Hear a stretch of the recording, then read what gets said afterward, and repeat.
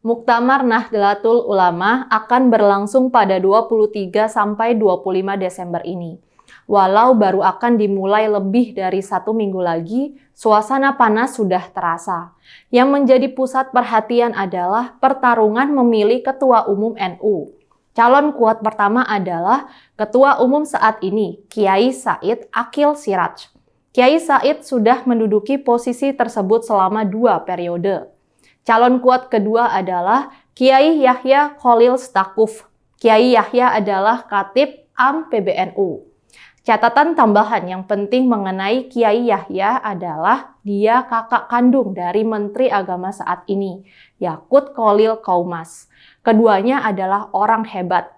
Dan karena itu pula, pertarungan diduga akan berlangsung sangat sengit.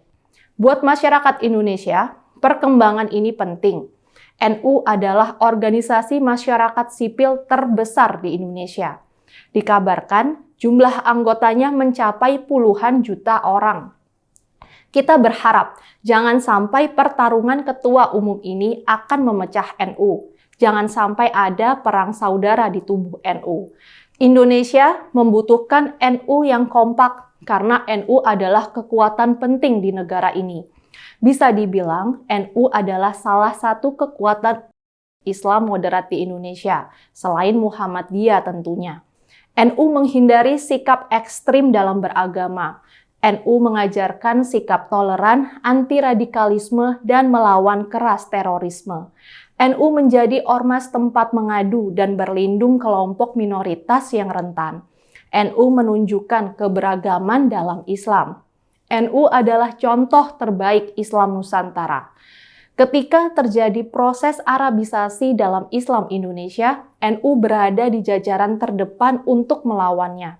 Karena itu, bila sekarang NU melemah, ini berdampak pada seluruh masyarakat Indonesia. Menurut perhitungan panitia, muktamar akan diikuti lebih dari 2.000 peserta resmi. Para peserta inilah yang akan memilih ketua umum NU baru. Hampir pasti keputusan ketua baru dilakukan secara voting.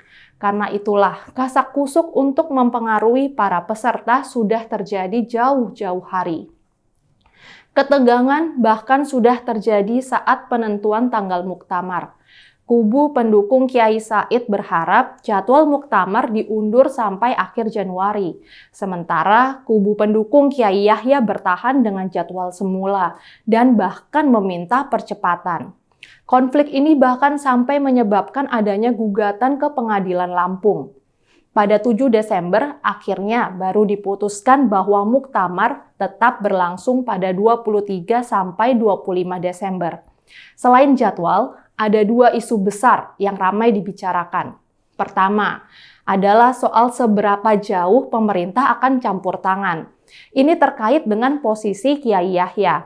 Karena dia adalah kakak Menteri Agama, muncullah kekhawatiran bahwa pemerintah akan campur tangan dalam muktamar dengan mendukungnya. Bahkan Kiai Said dalam kunjungan silaturahim PBNU ke Transmedia November lalu sempat menyinggung soal itu. Kiai Said menyatakan, ia ingin muktamar NU berjalan sesuai dengan gaya NU.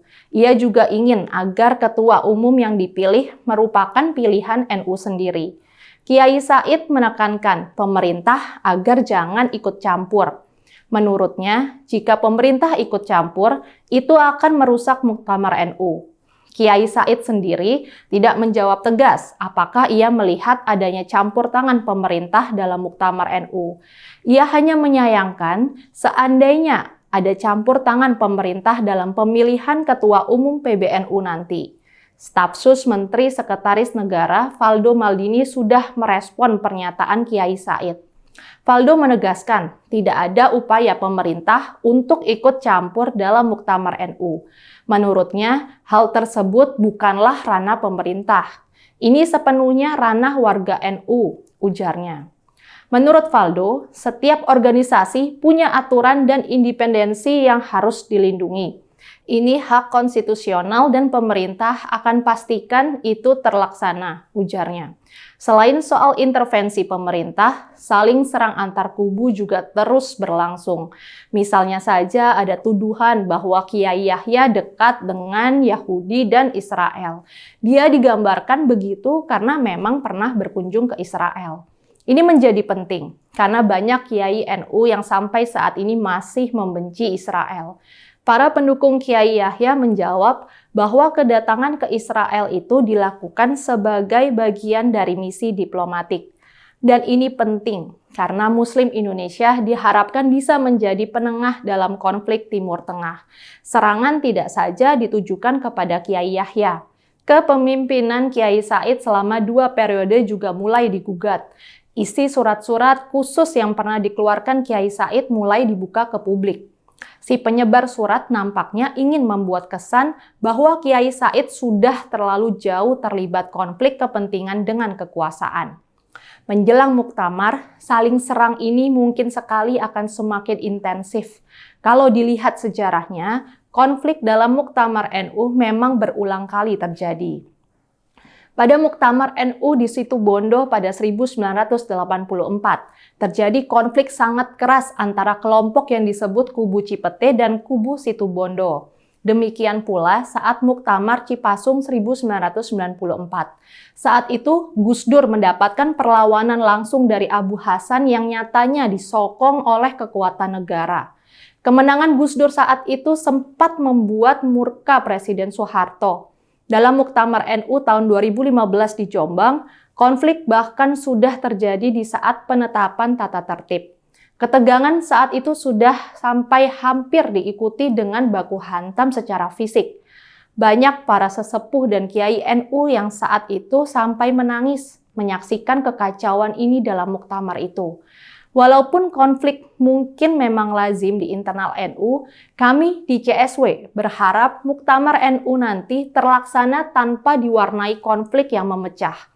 NU adalah organisasi besar yang sudah berusia hampir 1 abad. NU seharusnya menjadi teladan dan panutan bangsa. Kami dan seluruh bangsa Indonesia rasanya tak ingin melihat NU berseteru, apalagi jika sampai menyaksikan kiai sepuh menangis seperti muktamar pada tahun 2015. Mudah-mudahan para elit NU dapat bersikap bijak mengutamakan kepentingan dan kemaslahatan NU, bangsa, dan negara. Saya, Rizka Putri, undur diri.